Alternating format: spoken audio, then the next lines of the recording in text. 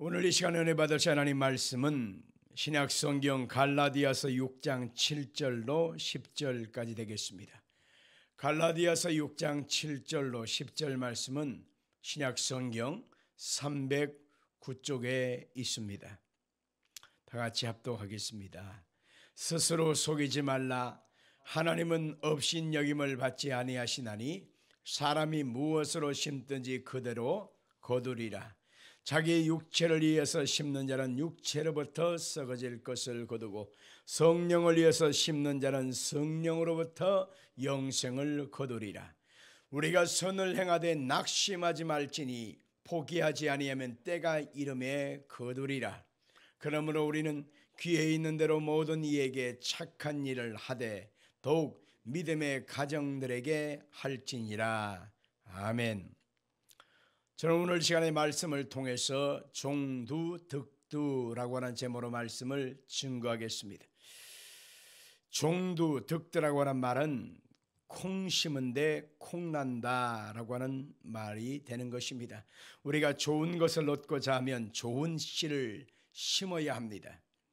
나쁜 것을 심어놓고 좋은 것을 기대한다면 그것은 사람의 착각이나 욕심에 불과하고 마는 것입니다. 그래서 오늘 보면 6장 7절로 9절에 보니까 스스로 속이지 말라. 하나님은 업신여김을 받지 아니하시나니 사람이 무엇으로 심든지 그대로 거두리라. 자기 육체를 위해서 심는 자는 육체로부터 썩어질 것을 거두고 성령을 위해서 심는 자는 성령으로부터 영생을 거두리라. 우리가 선을 행하되 낙심하지 말지니 포기하지 아니하면 때가 이름에 거두리라고 말씀한 것입니다. 한 해의 농사를 끝내고 풍성한 수확을 거두게 되는 것은 농부들이 봄에 씨를 뿌렸기 때문인 것입니다. 씨를 뿌리지 아니했고는 아무것도 거둘 수가 없는 것입니다. 그렇게 심고 거두는 법칙은 우리 인생 속에 깊이 적용되는 것을 알 수 있는 것입니다. 일반적인 농사도 심고 거두는 것처럼 우리 인생도 마찬가지입니다. 인생이라고 하는 농사도 역시 잘 거두려면 잘 심어야 하는 것입니다. 오늘 전 목사는 이 성경의 본문 말씀 갈라디아서 6장 7절의 말씀, 사람이 무엇으로 심든지 그대로 거둔다라고 하는 말씀, 이 말씀을 저는 굉장히 두렵고 떨림으로 제 가슴 속에 새겨 놓았습니다. 하나님의 말씀을 몰랐던 부모님의 세대는 잘못 심었기 때문에 잘못 거둔 것입니다. 그러나 하나님의 말씀을 아는 내가 잘못 심어 놓으면 나도 역시 잘못 거두게 되는 것입니다. 부모가 잘못 심었으니 자식대에 가서 잘 거둘 턱이 있겠습니까? 나쁜 것을 심으면 나쁜 것을 거두고 울며 씨를 뿌릴 수밖에 없는 너무 척박하고 힘든 상황일지라도 아름다운 것을 거두기를 원한다면 반드시 심어야만 좋은 것을 거둘 수가 있는 것입니다. 그래서 오늘 이 시간에는 심고 거두는 법칙을 가지고 함께 은혜 나누고자 하는 것입니다. 먼저 할 것은 우리가 하는 입술의 말도 심은 대로 거둔다라고 하는 것입니다. 가장 중요한 것은 입술의 말, 이 말 한마디도 심는 것이고 심어놓은 만큼 반드시 그 열매를 거둔다라고 하는 것입니다. 우리의 속담 중에 가는 말이 고와야 오는 말이 곱다, 말 한마디에 천냥빚을 갚는다, 그리고 말이 씨가 되었다라고 하는 그런 속담을 여러분 다 기억하실 것입니다. 우리는 입술의 말로서 우리가 거둘 씨앗을 심는다는 것을 우리가 모르고 은연중에 쉽게 우리가 말을 뱉을 때가 많이 있습니다. 그런데 이건 참 어리석고 착각할 때가 많은 것입니다. 우리의 말은 씨앗인 것입니다. 그래서 우리 입술의 말로 우리의 운명의 씨앗을 우리 주변에 내 삶에다가 심는 것과 같은 것입니다. 우리는 성경을 보면서 하나님께서 우주와 만물을 창조하실 때 이 창조하는 이 모든 것이 하나님의 말씀으로 심었고 하나님의 말씀으로 지었다는 것을 알 수 있습니다. 창세기 1장 1절로 3절을 보겠습니다. 태초에 하나님이 천지를 창조하시니라. 땅이 혼돈하고 공허하며 흑암이 깊음 위에 있고 하나님의 영은 수면 위에 운행하시니라. 하나님이 이르시되 빛이 있으라 하시니 빛이 있었다라고 했습니다. 하나님의 그 말씀 한마디에 떨어지자마자 빛과 어둠이 창조되었습니다. 하늘의 궁창과 바다가 나뉘어졌고 그리고 육지가 생겨나게 됐습니다. 하늘의 해와 달과 별들이 말씀 한마디에 지어졌습니다. 공중에 수많은 새들이 만들어지게 됐고 바닷속에 수많은 물고기들이 만들어지게 된 것입니다.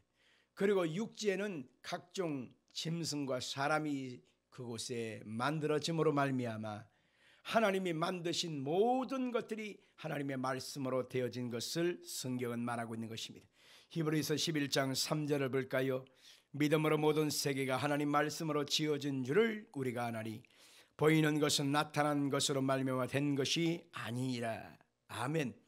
이 말씀은 우리 눈에 보이는 물질 세계는 그 물질 세계 그대로 되어진 우연한 세상이 아니라 안 보이는 가운데서 하나님의 말씀 한마디에 뿌려지는 것을 통해서 되어졌다고 말하고 있는 것입니다. 그러므로 모든 존재의 근원은 안 보이는 하나님의 그 말씀이 창조의 능력이었다라고 하는 것입니다. 그런데 참 놀라운 것은 성경에 하나님이 사람을 만드실 때 하나님의 모양과 형상을 따라 만들었다고 말씀하고 있는 것입니다. 하나님의 모양과 형상을 따라 만들었다고 하는 것은 우리도 역시 하나님이 갖고 계시는 지정의가 있게 되고 영과 혼과 육으로 사람도 구성되었다는 것을 말하고 있는 것입니다. 우리는 영입니다. 우리의 육체는 죽으면 흙으로 돌아가지만 영은 죽지 않습니다. 이 땅에서 예수를 믿으면 영생하도록 하나님이 천국에서 거하고 사는 것입니다. 그러나 예수를 믿지 않는 사람은 이 영이 지옥불에 영영영 떨어져서 죽지 않고 고통을 당한다고 성경은 말하고 있는 것입니다. 하나님의 영은 영생하는 것입니다. 그렇기 때문에 여러분의 영도 영생하는 것입니다. 인간이 하나님의 형상과 모양대로 지음을 받았다고 하는 것은 사람도 역시 하나님처럼 삼위일체로 구성되었다고 하는 것을 말하는 것입니다. 영적인 지체, 혼적인 지체, 육적인 지체가 합쳐져서 삼위일체가 되는 것입니다. 우리가 영으로 살 때는 신령하게 살잖아요. 우리가 혼으로 살 때는 어떻습니까? 이성적이고 과학적으로 살게 됩니다. 그리고 우리가 육체로 살 때는 세속에 따라서 육체의 정욕 따라 이생의 자랑 따라 안목의 정욕 따라 그렇게 살게 되는 것입니다.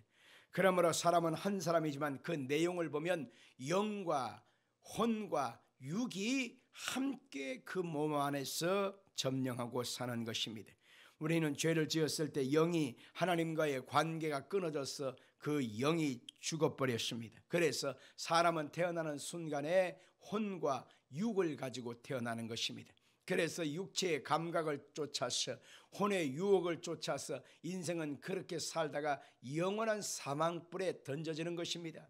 그러나 하나님의 아들 예수님께서 십자가에 몸을 찢고 피 흘려 죽으셨고 우리 죄값을 깨끗이 청산하심으로 우리를 하나님의 자녀라고 인정해 주신 것입니다.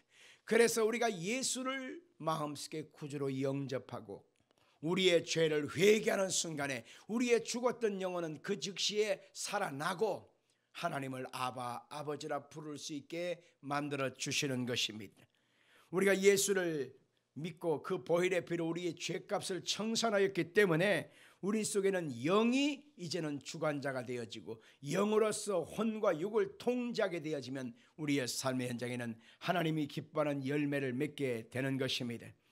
오늘 우리가 이 복된 주일에 교회에 와서 예배를 드리고 있습니다. 이것은 바로 영적인 주체의 세력이 혼과 육을 다스리고 있다고 하는 것을 증명하는 것입니다. 그러나 오늘 이 시간 예배 시간에 나오지 못하고 주일 성수하지 못한 사람은 과연 무엇일까요? 여러 가지 이유가 있겠지만은 그 사람은 영의 지배를 받는 것이 아니라 혼과 육의 지배를 받는 것입니다. 뭐 때문에 바쁜 시간 아깝게 교회 가느냐? 따분하게 하나님 말씀을 들을 필요가 뭐 있느냐? 이렇게 즐겁고 쾌락이 많고 이렇게 유혹이 많은데 뭐 때문에 교회 가느냐 하면서 악한 마귀의 유혹에 속아서 사람들은 하나님 없는 인생을 추구하고 그렇게 살아간다는 것입니다. 그래서 성경은 성령으로 살고 육체를 쫓지 말라, 그렇게 성경은 말하고 있는 것입니다. 또한 우리는 하나님의 그 말씀이 창조적인 능력이 있다고 하는 사실을 우리가 알 수가 있는 것입니다. 그러므로 우리의 말 속에도 창조적인 능력이 나타난다는 것입니다. 우리의 말을 통해서 환경을 다스릴 수 있습니다. 우리의 말을 통해서 우리는 운명을 극복할 수가 있는 것입니다. 우리의 말을 통해서 염려를 극복하고 승리할 수 있다고 성경은 말하고 있습니다. 이사야 55장 11절 볼까요? 내 입에서 나가는 말도 이와 같이 헛되이 내게로 돌아오지 아니하고 나의 기뻐하는 뜻을 이루며 내가 보낸 일에 형통함이니라 라고 했습니다. 우리가 하나님의 말씀을 믿을진데 입술로 고백하는 대로 그 말씀의 역사가 창조적인 변화와 기적과 다스림과 통치가 일어나는 것입니다. 그 대표적인 얘기가 바로 예수님 앞에 한 백부장이 찾아왔습니다. 이 사람은 로마의 백부장으로서 100명의 부하를 거느리는 상당한 고위층에 해당하는 것입니다. 자기 하인 사랑하는 종이 중풍병에 들었어요. 그래서 예수님께 와서 친히 내 하인의 중풍병을 고쳐달라고 구했던 것입니다. 예수님께서 그 사람이 겸손하고 간절함을 보시고 가서 내가 고쳐주리라 이렇게 말씀하셨습니다. 그런데 그 백부장이 손사래를 치면서 아니올시다 아니올시다 그러면서 뭐라고 하느냐면 내 부하가 많이 있습니다. 이 부하들한테 이대로 가라 하면 그 말 한마디에 갑니다. 오라 하면 말 한마디에 옵니다. 이걸 하라 하면 그 말 한마디에 합니다. 그러므로 천주와 만물을 창조하고 우리 인간을 구원하시고 생사복을 주관하시는 우리 예수님께서 말 한마디만 하시면 내 하인의 중풍병이 나을 것입니다. 굳이 오실 이유가 어디 있나요? 이렇게 말할 때 백부장의 그 말 한마디에 예수님의 눈이 활짝 띄었습니다. 세상에 이스라엘 중에서는 이만한 믿음이 없는데 어찌 이방인인 이 백부장이 이런 믿음을 갖고 있는고 하면서 놀라가지고 예수님께서 그 백부장의 믿음대로 내 하인의 중풍병이 나았다 한마디 선언할 때에 그 하인의 중풍병이 나았다고 성경은 분명히 말씀하고 있는 것입니다. 예수 믿는 사람은 창조적인 능력이 우리의 입술의 고백 말 한마디에 있다고 하는 사실을 알아야 합니다. 끊임없이 다가오는 절망과 위기와 두려움과 문제와 공포가 우리의 현실을 가로막고 있을 때 우리는 그대로 인정하지 말고 어떻게 말해야 되냐? 하나님의 창조하심을 선포해야 합니다. 하나님이 역사하고 계신다. 하나님이 이루신다. 하나님이 다스리고 통치하신다. 나는 반드시 승리한다. 나는 반드시 잘되고 형통하리라. 이렇게 믿음을 고백하십시오. 또한 우리는 하나님의 그 창조적인 말씀 속에는 질병을 고치시는 능력이 있다는 사실을 우리가 알 수 있습니다. 시편 107편 20절 같이 읽겠습니다. 그가 그의 말씀을 보내어 그들을 고치시고 위험한 지경에서 건지시는도다. 아멘. 하나님의 그 말씀 한마디가 바로 몸과 마음에 병든 것 질병을 깨끗게 고친다고 하는 사실을 알아야 합니다. 그래서 우리는 질병 걸렸을 때에 몸과 아픔이 쇠잔하고 아플 때마다 그 몸에 손을 얹고 아픈 환부를 향하여 선포해야 합니다. 예수님께서 채찍에 맞음으로 너는 나음을 입었다. 예수님의 채찍에 맞으심으로 너는 깨끗함을 입었다. 나는 건강하다. 나는 치료받았다. 나는 쇠임을 얻었다. 나는 예수님의 보혈의 피로 말미암아 깨끗한 몸이 되었다 라고 선포하는 순간에 그 믿음대로 하나님의 치료가 임하게 되는 것입니다. 우리의 말한 것은 반드시 씨앗이 되어서 열매를 맺게 되는 것입니다. 그렇기 때문에 우리는 이 말을 함부로 해서는 안 되는 것입니다. 여러분의 말은 살았고 운동력이 있습니다. 하나님 말씀은 살았고 운동력이 있어 좌우의 날선 어떤 검보다 예리하여 혼과 영과 및 관절과 고소를 찔러 쪼갠다고 했습니다. 그러면 하나님의 그 말씀을 내 마음에 담고 입술로 선포하는 순간에 나는 놀라운 창조적인 변화와 역사를 얻을 수가 있는 것입니다. 우리가 입 속에 말이 있을 때는 내가 컨트롤하지요.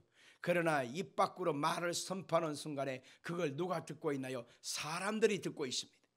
내가 입 밖으로 말을 선포하는 순간 누가 듣고 있나요? 마귀가 듣고 있습니다. 내가 입 밖으로 말을 선포하는 순간에 누가 듣나요? 하나님이 듣고 계신단 말입니다. 그러므로 오늘 하나님께서 내 말을 들으시고 역사하실 만한 믿음의 선포를 하기를 주 이름으로 축원합니다. 잠언서 18장 21절 볼까요? 같이 읽습니다. 죽고 사는 것이 혀의 힘에 달렸나니 혀를 쓰기 좋아하는 자는 혀의 열매를 먹으리라. 우리가 죽고 사는 것이 현재의 말한 것에 달려있다는 사실을 알면 얼마나 깜짝하고 놀랄 일입니까? 입에서 나온 내 말이 내 생명을 산출할 수도 있고 내 말이 곧 누군가를 죽일 수 있다는 사실도 알아야 하는 것입니다. 갈라디아서 6장 7절로 9절 다시 읽겠습니다. 스스로 속이지 말라. 하나님은 없인 여김을 받지 아니하시나니 사람이 무엇으로 심든지 그대로 거두리라. 자기 육체를 위해서 심는 자는 육체로부터 썩어질 것을 거두고 성령을 위해서 심는 자는 성령으로부터 영생을 거두리라. 우리가 선을 행하되 낙심하지 말지니 포기하지 아니하면 때가 이름에 거두리라. 아멘. 우리가 육체의 습관과 세상의 공포에 잡혀서 의심에 잡혀서 말을 하면 악한 마귀는 얼씨구나 좋다고 그 말대로 우리의 인생을 헤집고 도덕질하고 죽이고 멸망시키는 것입니다. 그러나 우리의 입술의 고백이 하나님의 말씀을 믿음으로 선포하는 순간에 성령님이 주장해 주시는 것입니다. 하나님의 그 말씀을 선포하는 순간에 생명의 열매, 복된 열매, 아름다운 열매가 우리 인생 속에 맺게 된다고 하는 것입니다. 말을 한다는 것은 여러분이 하나님의 모양과 형상을 따라 지음을 받은 복된 자녀가 됐다고 하는 것을 증명하는 것입니다. 우리가 신앙이 깊다고 하는 것은 이제는 내 속에 하나님의 말씀을 두었기 때문에 하나님의 말씀을 따라서 말하고 행동하는 사람이 되었다고 하는 것을 의미하는 것입니다. 반면에 신앙이 얕다, 신앙이 별로 없다라고 하는 것은 그 마음속에 하나님의 말씀을 두지 않고 본능을 따라 말하고 세상의 유행과 사람의 의견을 쫓아서 말하는 그런 삶을 살기 때문에 그렇게 표현하는 것입니다. 여러분이 어려움을 당하고 낙심하고 고통 중에 있을 때에 이제는 스스로 어떻게 말해야 되느냐면 이제는 하나님이 나와 함께 하신다. 나는 하나님의 은혜 속에 있다. 그러므로 나는 낙심할 필요 없다. 괜찮다. 조금만 지나면 좋은 일이 있을 것이다. 하나님이 나와 함께 하지 않느냐라고 하는 고백을 하면 하나님이 그 말을 책임져 주시는 것입니다. 끊임없이 그 말 한마디로 내 마음을 위로해야 합니다. 내 마음에 낙심이 들어오지 못하도록 하나님의 소망으로 내 마음을 채워야 하는 것입니다. 나는 주님과 함께하니 잘될 사람이다. 나는 분명히 하나님의 은혜로 충만하여 승리하게 된다. 하나님의 축복을 받는다라고 말해야 합니다. 그러나 반면에 하나님의 은총과 은혜에서 멀어지는 것은 내가 말을 잘못하면 그렇게 되는 것입니다. 나의 현실, 나의 쪼그라드는 삶의 형편, 그리고 속상한 여러 가지 일들을 보면서 내 인생이 뭐야? 내가 여지껏 애썼지만 아무것도 없잖아. 나는 이제 늙었어. 나는 병들었어. 나는 할 수 있는 능력이 없어. 나는 이제 폐인이야. 나는 두 손 두 발 다 들었어.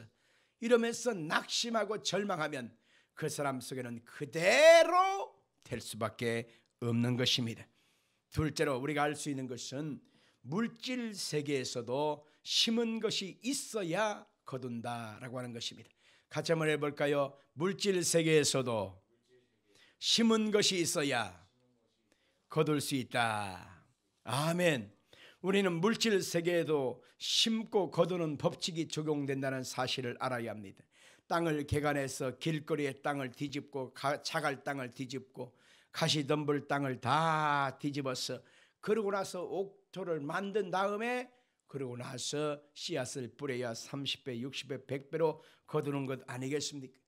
그래서 수많은 농부들은 박토를 개간합니다. 잡초밭을 개간합니다. 돌짝밭을 개간합니다. 그리고 그곳에서 피땀을 흘려 만든 그 땅에다가 좋은 씨앗을 뿌려서 100배의 결실을 맺고 있는 것 아니겠습니까? 가르쳐주지 않아도 일반적인 상식 아니겠습니까? 마찬가지입니다. 콩을 심었는데 팥을 거둘 수는 없습니다. 콩을 심었으면 반드시 콩을 거두고 팥을 심었으면 반드시 팥을 거두는 것이 맞는 것입니다. 창세기 1장 11절로 12절 같이 보겠습니다. 하나님이 이르시되 땅은 풀과 씨 맺는 채소와 각기 종류대로 씨 가진 열매 맺는 나무를 내라 하시니, 성경은 분명히 말씀합니다. 그대로 되어 땅이 풀과 각기 종류대로 씨 맺는 채소, 각기 종류대로 씨 가진 열매 맺는 나무를 내니 하나님이 보시기에 좋았더라. 여러분, 종류대로 심은 대로 하나님은 거두시게 되는 것을 보게 되는 것입니다. 좋은 씨를 뿌렸기 때문에 좋은 열매를 맺는 것입니다. 나쁜 씨를 뿌렸기 때문에 나쁜 열매를 맺는 것입니다. 옥수수를 심었는데 어떻게 감자가 나겠습니까? 감자를 심었으면 감자가 나지 어떻게 옥수수가 날 수 있겠습니까? 심고 거두는 법칙은 정말 엄격하고 거짓이 없는 것입니다. 그래서 적게 심는 자는 적게 거두고 많이 심는 자는 많이 거둔다고 하는 그 말씀을 우리는 분명히 기억해야만 하는 것입니다. 교회는 바로 이 세상이 존재하는 한 하나님의 밭인 것입니다. 따라하십시다. 교회는 하나님의 밭이다. 오늘날 인간의 밭은 산과 들에 있지만은 하나님이 정하신 밭은 바로 이 땅에 보혈의 피로 뿌리셔서 세워놓은 교회가 곧 하나님의 밭인 것입니다.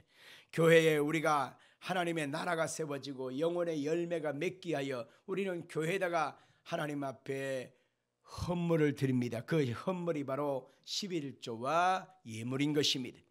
우리가 11조와 예물을 심음으로 교회가 아름다워지고 하늘나라가 이곳에 세워져서 영혼의 열매를 맺게 되어지고 전도하게 되어지고 선교하게 되어지고 구제하게 되어지는 것입니다. 하나님 앞에 우리가 11조를 드리는 것은 바로 그런 목적으로 쓰여지게 되는 것입니다. 말라기 3장 12절 보겠습니다. 너희 땅이 아름다워짐으로 모든 이방인들이 너희를 복되다 하리라. 만군의 여호와의 말이니라. 물질적 세계에서 심고 거두는 것보다 더 뚜렷한 것은 없는 것입니다. 자연 세계에서도 열매를 심고 거두는 것도 변하지 않는 법칙입니다만은 바로 우리의 삶 속의 물질의 축복도 심은 대로 거둔다고 하는 사실을 알 수 있습니다. 고린도후서 9장 6절로 9절까지 말씀을 같이 읽겠습니다. 이것이 곧 적게 심는 자는 적게 거두고 많이 심는 자는 많이 거둔다 하는 말이로다. 각각 그 마음에 정한 대로 할 것이요 인색함으로나 억지로 하지 말지니 하나님은 즐겨내는 자를 사랑하시느니라. 하나님이 능히 모든 은혜를 너에게 넘치게 하시나니 이는 너희로 모든 일에 항상 모든 것이 넉넉하여 모든 착한 일을 넘치게 하게 하려 하심이라. 기록된 바 그가 흩어 가난한 자들에게 주었으니 그의 의가 영원토록 있느니라 함과 같으니라. 아멘. 우리의 신앙생활 가운데 가장 우리의 마음을 항상 망설이게 하고 우리가 쉽게 하지 못하는 것 중에 하나가 바로 11조 습관인 것입니다. 그런데 하나님께서는 이 11조가 믿음의 종자시 하시고 또한 하나님께서 거두시는 바로 내일의 열매가 된다는 사실을 꼭 알아야 하는 것입니다. 11조 하면 제일 먼저 생각나는 사람이 미국의 부자 록펠러였다는 사실을 알 수 있습니다. 이 록펠러는 어린 시절 공장에 다녔습니다. 주급으로 1불 50전을 받았습니다. 그 돈을 어머니한테 내놓으니까 어머니가 깨끗한 봉투에다가 1불 50전의 11조를 그 봉투에 넣었습니다. 그리고 그것을 교회에다 예배 때 갖다 내라 이렇게 명했습니다. 그래서 어릴 적부터 자기가 처음 받았던 그 1불 50전의 11조를 10분의 1을 띄어서 하나님께 드리는 것으로 그는 일평생 11조를 드림으로 하나님의 복을 받았다라고 하는 기록을 알 수 있습니다. 윌리엄 콜게이트라고 하는 분이 있습니다. 여러분 콜게이트 하면은 우리가 집에서 보통 그 치약 쓰지 않습니까? 콜게이트 치약이라고 하는데 그 콜게이트는 16살에 비누 공장을 다녔습니다. 집을 떠나 보따리를 짊어지고 뉴욕으로 가서 그가 공장 생활을 하려고 있는데 한 늙은 신사를 만났습니다. 이 신사가 하는 말이 11조를 하라. 네가 반드시 11조를 하면 하나님의 복을 받게 될 것이다. 그리고 네가 물건을 만들 때 거짓말하지 말고 정직하고 성실하게 인생을 살아가라. 이런 교훈들을 알려주었는데 그것을 가슴속 깊이 새겨서 그가 받은 월급을 11조를 띄어서 하나님께 드렸다는 것입니다. 나중에는 그가 10의 2조도 드리고 3조도 드리고 나중에 10의 5조를 드렸고 나중에는 큰 부자가 되었다라고 하는 기록이 있습니다. 여러분들 요즘 젊은 세대들 많은 사람들이 먹고 있는 아침에 그 시리얼이 있지 않습니까? 시리얼의 시조가 된 오토와 크로엘도 마찬가지입니다. 이분도 역시 11조로 말미암아 하나님께 복을 받은 사람인 것을 기록을 통해서 알 수 있습니다. 맨소로돔이라고 하는 이 여러분들 어깨가 결리거나 뼈가 아플 때 바르는 그 뼈 크림이 있습니다. 맨소로돔. 그런데 그 맨소로돔에 그 하이드라고 하는 분이 있는데 이분은 그 모든 삶 속에 하나님의 복의 근원은 11조에 있었다라고 하는 그런 내용을 말하고 있습니다. 뉴질랜드의 로버트 레이 루드라고 하는 분이 있습니다. 이분도 역시 왜 11조를 드려야 하는가라고 하는 책을 쓰는데 그는 처음 주급 3불을 받았습니다. 3달러를 받은 거죠. 거기서 그는 11조를 띄었습니다. 나중에는 15%, 나중에는 20%, 그리고 나서 50%까지 11조를 계속 올려갔는데 그는 일평생 45년 후에 그가 인생을 마칠 때까지 하나님의 복을 받은 것이 수백 배, 수천 배가 되었다고 그는 그 책에서 말하고 있는 것입니다. 교회는 세상에는 하나님의 바친 것입니다. 우리가 하나님 앞에 11조를 드리면 그 순간으로 끝나지 않고 하나님은 내일을 책임져 주는 것입니다. 나의 미래를 책임져 주시는 것입니다. 나의 앞길을 인도해 주시는 것입니다. 나의 미래, 나의 내일을 위하여 하나님 앞에 심는 종자 씨앗이 11조라고 하는 사실을 여러분 꼭 기억하십시오. 그것은 어디다 드릴까요? 내가 주의 말씀을 먹고 성찬을 때는 내가 섬기는 교회에 드려야 되지, 내가 알고 있는 어떤 선교단체에 드린다거나 아니면 내가 11조를 갈라서 찢어서 내가 드리고 싶은 곳에 드린다, 그것은 성경적이지 않다는 사실을 여러분 꼭 기억하기를 바랍니다. 그 다음에 우리는 정신적이고 도덕적인 생활 속에서도 잘 심어야 잘 거둔다라고 하는 사실을 알 수가 있는 것입니다. 정신적이고 도덕적인 생활, 그것을 잘 심고 잘 거두는 씨앗임을 우리는 알아야 하는 것입니다. 우리는 예수를 믿고 하나님의 자녀가 되었습니다. 그렇기 때문에 이 땅에 살아가는 날 동안에 빛과 소금으로 우리는 살아야 합니다. 나 혼자만 사는 것이 아니라 내 주변에 있는 사람들에게 아름답고 선한 영향력을 미치는 그러한 삶을 살아가는 것입니다. 나로 말미암아 다른 사람에게 아름다운 선한 통로가 되어지고 복음이 증거되어지는 아름다운 그러한 열매 맺는 인생을 살아야 한다, 그 얘기인 것입니다. 갈라디아서 6장 7절 8절 다시 읽습니다. 스스로 속이지 말라. 하나님은 없인 여김을 받지 아니하시나니 사람이 무엇으로 심든지 그대로 거두리라. 자기 육체를 위해서 심는 자는 육체로부터 썩어질 것을 거두고 성령을 위해서 심는 자는 성령으로부터 영생을 거두리라. 아멘. 하나님은 눈을 딱 감고 무엇이든지 똑같이 공평하게 다 거두게 하신다라고 하는 착각, 여러분 더 이상 하지 말기를 바랍니다. 하나님은 이 땅에 모든 사람들이 존재하고 있습니다. 교회 안에도 예수를 믿는 사람들 중에서도 하나님이 그들에게 다 복을 주실 만한 사람들이지요. 그러나 어떤 사람은 진실된 삶을 살아갑니다. 어떤 사람은 대충 인생을 살아갑니다. 어떤 사람은 예수를 믿으면서도 손가락질을 받고 지탄스러운 그런 인생을 살아가는 사람도 있다, 그 얘기인 것입니다. 그래서 우리가 하나님 앞에서 행한 것에 대한 열매는 각자 다 다르게 나타난다는 사실을 알아야 하는 것입니다. 부모가 자식에게 잘못 심어놓은 것이 있기 때문에 자식이 잘못된 것을 거두는 것입니다.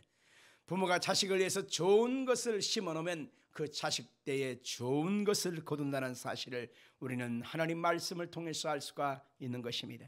육체를 따라서 심어놓으면 썩어질 것만 거둡니다. 그러나 성령을 위해서 심는 사람은 성령으로부터 영생을 거둔다. 이 말씀을 여러분 결단코 잊어서는 안 되는 것입니다. 제가 한 자료를 통해서 참 감동이 되어지는 자료가 있습니다. 미국의 존 F 케네디 대통령의 목숨을 앗아간 리 하비 오스왈드라고 하는 사람이 있습니다. 이 오스왈드라고 하는 사람의 인생은 참 불행한 가정에서 자라게 되었습니다. 아버지는 알코올 중독자로 매일 술을 마시고 어머니를 때렸습니다. 어머니가 견디지 못해가지고 이혼을 했습니다. 그래서 어린 아들 오스왈드를 데리고 다른 사람하고 재혼을 했는데, 이 다른 사람도 역시 어머니가 있던 그 알량한 돈을 뺏어가지고 도박으로 탕진하고 가정을 돌보지 않습니다. 그래서 어머니가 어찌할 수 없이 또 이혼을 하고 오스왈드의 손을 잡고 또 다른 사람한테 재혼을 했습니다. 근데 이 사람도 역시 별 볼 일 없습니다. 아버지에 대한 좋은 기억이 없습니다. 불행한 인생입니다. 그래서 이 마음의 사춘기를 겪으면서 끊임없는 분노와 억압과 적개심이 막 올라왔습니다. 그래서 그 사람이 학교를 갔지만 학교에서 강제로 퇴학을 당하게 됐고, 그리고 이 사람이 미국 군인이 있지 않습니까? 이 군인이 해병대로 자원 입대해서 들어갔는데 거기서 동료들과의 큰 싸움을 하게 되어지고 불명예 제대를 할 수밖에 없게 되었습니다. 그의 인생은 계속 나락으로 던져지고 말았습니다. 그래서 어느 날 오다가다 만난 거리의 여자, 술집 여자 하고서 결혼 생활을 시작했습니다. 근데 이 여자도 역시 오스왈드를 사람 취급을 안 하는 것입니다. 친구들과 같이 술을 마시는데 그 자리에서 아주 개망신을 주는 거예요. 자존심이 막 상했던 오스왈드가 내가 뭔가 좀 보여주겠어, 내가 뭔가 보여줄 거야, 그러면서 자기 집 다락에 놓았던 커다란 장총을 꺼내가지고 옥상으로 올라갔습니다. 마침 그 밑으로 지나갔던 어떤 사람을 향하여 방아쇠를 당겨서 죽여버렸습니다. 바로 그 사건이 바로 1963년 11월 22일 정오 미국 대통령 케네디 암살 사건인 것입니다. 이 마음속에 적개심, 분노가 계속 심어진 것입니다. 심어진 그 분노와 적개심의 결과가 케네디 암살 사건으로 이어지게 되었다라고 하는 것입니다. 마태복음 7장 16절로 18절까지를 한번 읽어볼까요? 그들의 열매로 그들을 알지니 가시나무에서 포도를 또는 엉겅퀴에서 무화과를 따겠느냐. 이와 같이 좋은 나무보다 아름다운 열매를 맺고 못된 나무가 나쁜 열매를 맺나니 좋은 나무가 나쁜 열매를 맺을 수 없고 못된 나무가 아름다운 열매를 맺을 수 없느니라. 여러분들 이 말씀을 여러분 꼭 기억하시기를 주름으로 축원합니다. 에레미야서 17장 10절에 보니까 나 여호와는 심장을 살피며 폐부를 시험하고 각각 그 행위와 그의 행실대로 포응하시나니 라고 했습니다. 역사의 교훈, 우리가 살아온 날들의 모든 교훈을 한번 생각해 보면 바로 심은 대로 거둔다고 하는 사실을 결단코 우리는 부정할 수가 없을 것입니다. 그 다음에 우리는 영적으로도 잘 심어야 잘 거둔다라고 하는 사실을 알 수 있는 것입니다. 성경에 보니까 내 앞에 다른 신을 내 앞에 두지 마라, 우상 앞에 절하지 말라, 이렇게 성경은 말하고 있습니다. 하나님 외에 다른 것은 우상이라는 것입니다. 절하거나 섬겨서는 안 된다고 하는 것입니다. 그런데 많은 사람들이 여기에 대해서 그냥 타협하기를 좋아합니다. 우상 숭배, 그것은 뭐 큰 죄겠어. 사람들이 도덕적으로 윤리적으로 살인하고 악한 행위를 할 때 그것은 죄이지만은 우상 숭배 그까짓 게 잠깐 고개 한번 숙이는 게 무슨 큰 죄야 라고 생각하지만 성경에서 죄라고 말하면 그것은 죄인 것입니다. 사람의 감정으로 도덕적인 윤리와 기준을 통해서 그것을 변색하려고 하면 안 되는 것입니다. 예수만이 길이요 진리요 생명입니다. 예수를 통하지 않고는 아버지께 갈 길이 없습니다. 천하 인간의 구원받을 다른 이름을 우리 가운데 주신 일이 없다라고 성경은 말하고 있습니다. 출애굽기 20장 5절로 6절을 같이 읽겠습니다. 그것들에게 절하지 말며 그것들을 섬기지 말라. 나 내 하나님 여호와는 질투하는 하나님인즉 나를 미워하는 자의 죄를 갚되 아버지로부터 아들에게로 3, 4대까지 이르게 하거니와 나를 사랑하고 내 계명을 지키는 자에게는 1000대까지 은혜를 베푸느니라. 아멘.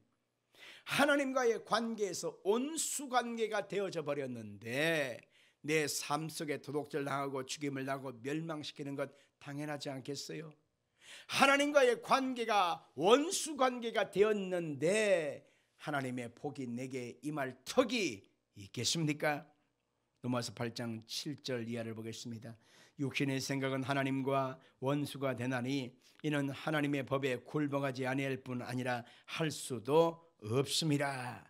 육신의 정욕, 이생의 자랑, 안목의 정욕 따라 살아가는 하나님과의 원수 관계로 살아가는 사람이 하나님의 복을 받을 턱이 있겠습니까?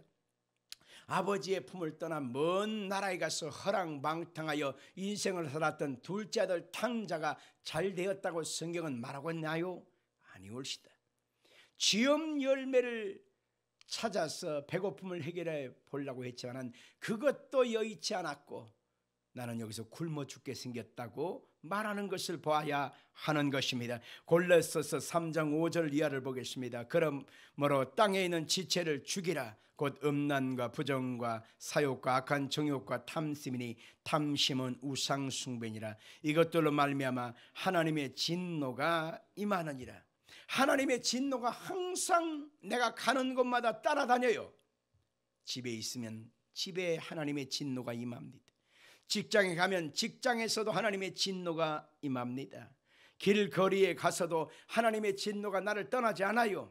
내가 만나는 사람마다 하나님의 진노가 따라다니니 그 삶에 될 턱이 있겠습니까? 나이를 먹고 세월이 흘러가면 점점 깨닫게 되는 것은 하나님은 업신여김을 받지 않는다. 만홀히 여김을 받지 않는다. 하나님은 우습게 생각할 수 없다. 바로 그 얘기인 것입니다. 사람이 무엇으로 심든지 그대로 거둔다 라고 하는 것은 바로 영적으로도 우리가 잘 심어야 잘 거둔다고 하는 사실을 알 수가 있는 것입니다. 미국 정부 사회국이 한 통계를 발표한 내용을 읽어보았습니다. 주크라고 하는 네덜란드에서 이민 온 한 여자가 있었습니다. 이 사람은 술을 팔고 거리의 여자로 살았고 도박을 하고 마약을 하는 그런 타락한 인생으로 살았습니다. 그의 후손 7대 손을 거쳐서 약 800여 명의 자손들이 번성하게 되는데 그 자손들이 어떻게 살고 있는가를 통계로 살펴보았는데 깜짝 놀라지 않을 수가 없었습니다. 그의 후손 800여 명 중에 살인죄로 감옥에 있는 자가 7명, 강도죄로 감옥에 있는 자가 60명, 일반 다른 죄로 감옥에 있는 자가 224명, 살인이나 혹은 극빈자로 살아가는 사람이 150명, 의지할 곳이 없어서 양론에서 여성을 보내는 사람이 160명, 겨우 먹고 살만한 직업을 겨우 갖고 있는 사람이 20명, 그리고 불행하게 사는 사람이 199명이 나왔습니다. 한 사람도 잘된 사람이 없더라는 것입니다. 자손 7대로 800여 명의 사람들 한 사람 다 하나같이 저주와 곤궁 속에서 살아가더라는 것입니다. 한 사람이 타락함으로 그 타락한 영적 저주와 슬픔은 자기 때에서 끝나지 않고 그의 자손들에게 계속해서 썩은 열매로 맺는 것을 볼 수가 있는 것입니다. 이 사람들을 위해서 미국이 매년 허비하고 있는 돈은 자그마치 260만 불을 든다고 하는 것입니다. 약 300억 원 정도가 든다라고 하는 결과를 보았습니다. 비극 아닙니까? 이 사람들 때문에 나라까지 힘들게 되었다는 것이죠. 그러나 반대로 조나단이라고 하는 기독교 절제운동가의 5대 후손들을 살펴보았습니다. 700여 명이 되었다는 것입니다. 이 700여 명의 삶을 자세히 조사해 보았더니만 놀라운 결과가 있었습니다. 목사로 선교사로 심어하는 사람이 125명, 대학 총장이 13명, 대학 교수가 250명, 변호사가 100명, 검판사가 30명, 대학을 졸업하고 좋은 직업을 갖고 직장 다니고 있는 사람이 120명, 군대 장교로 일하는 사람이 125명이라고 하는 숫자가 통계로 나왔습니다. 그리고 그들은 사회 일생 속에서 120여 종에 달하는 저적과 출파를 하면서 지도층의 자리에 앉아 있더라라고 하는 것입니다. 한 사람의 그 자손과 한 사람의 자손을 낱낱이 조사한 이 통계를 우리는 무시할 수가 없는 것입니다. 부모가 잘 심어놓으면 자식들이 잘 거두는 것입니다. 그러나 부모가 잘못 심어놓으면 그것은 자식들의 3, 4대까지 썩은 열매, 고통의 열매, 슬픔의 열매 맺는 것을 알아야 합니다. 그러나 하나님의 말씀대로 심어놓고 하나님 말씀대로 순종하는 사람은 하나님이 1000대까지 그 복을 받는다고 약속한 것을 꼭 기억하시길 바랍니다. 부모가 어떤 영향력으로 영적 영향력을 보였는가에 따라서 그의 후손은 확연히 달라지는 것을 볼 수가 있는 것입니다.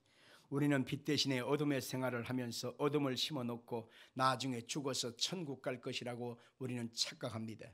여러분, 결단코 그것은 착각입니다. 절대 그렇지 않습니다. 이 세상에 어둠을 시행하고 살았는데 나는 하늘나라 갈 것이다, 좋은 데 갈 것이다, 말도 안 되는 것입니다. 이 땅에서 우리가 예수를 믿으면 빛 가운데 거하게 되는 것입니다. 빛이신 예수님이 우리 속에 있기 때문에 우리는 날마다 빛 대신 예수님을 쫓아가게 됩니다. 그리고 인생의 시간이 끝나게 되면 영원한 빛의 세상인 하늘나라 천국으로 올라가는 것이지, 이 땅에서 빛도 없이 어둠과 사망을 쫓아가던 사람이 갑자기 좋은 데 갈 거야, 좋은 데 갈 거야 희망한다고 달라질 수가 있겠습니까? 성경은 이렇게 말합니다. 요한복음 3장 18절 19절 같이 읽겠습니다. 그를 믿는 자는 심판을 받지 아니하는 것이요 믿지 아니하는 자는 하나님의 독생자 이름을 믿지 아니하므로 벌써 심판을 받은 것이니라. 그 정죄는 이것이니 곧 빛이 세상에 왔으되 사람들이 자기 행위가 악함으로 빛보다 어둠을 더 사랑한 것이니라. 아멘. 우리가 빛보다 어둠을 더 사랑하면 어둠으로 가는 것입니다. 사랑하는 것을 찾아가지 않겠습니까? 그러나 반면에 어둠보다 우리는 빛을 사랑합니다. 어두운 게 싫어요. 과거의 슬픔, 어두웠던 인생의 시간을 우리는 더 이상 답습하고 싶지 않아요.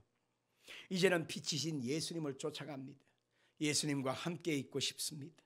예수님과 함께 우리는 걸어가기를 기뻐하고 행복해합니다. 그렇기 때문에 영원한 빛의 세상인 천국으로 우리를 이끌어 가시는 것입니다.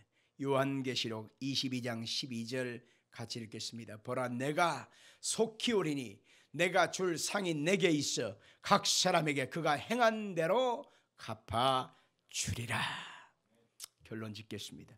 심고 거두는 법칙은 물질적 세계에서만 적용되는 것이 아닙니다. 영적인 세계에서도 똑같이 이루어지는 것입니다. 지난날 심은 것을 오늘 우리가 거두는 것입니다. 오늘 내가 잘못 심으면 내일은 잘못된 열매를 거둘 것입니다. 그러나 오늘 내가 잘 심어 놓으면 하나님께서 내일의 기쁨의 열매를 맺게 만들어 주실 것입니다. 그 사람의 말을 들어보면 그 사람의 무게를 느낄 수 있습니다. 그 사람이 그 말을 할 때에 영적인 사람인지 아니면 육적인 사람인지 혼적인 사람인지 말을 들어보면 알 수 있습니다. 그 사람 말을 들어보면 신중한 인격의 사람인지 허풍쟁이인지 믿음의 사람인지 기도의 사람인지 말씀의 사람인지 성령의 사람인지 우리는 금방 알 수가 있는 것입니다. 그래서 우리는 성령으로 살아가기 때문에 성령의 사람은 내가 거둘 것을 미리 알고 내가 신중한 것으로 심습니다. 성령의 사람은 내가 거둘 것을 미리 예상하고 하나님이 기뻐하는 씨앗을 심는 것입니다. 하나님은 오늘도 여러분의 영혼도 잘 되지만 여러분의 범사도 여러분의 인생도 가정도 삶도 하나님의 복을 받기를 원하십니다. 육체는 더욱 강건하고 하나님께서 주신 인생을 아름다운 예수 열매를 많이 맺기를 원한다는 것을 믿기를 주 이름으로 축원합니다. 기도하겠습니다.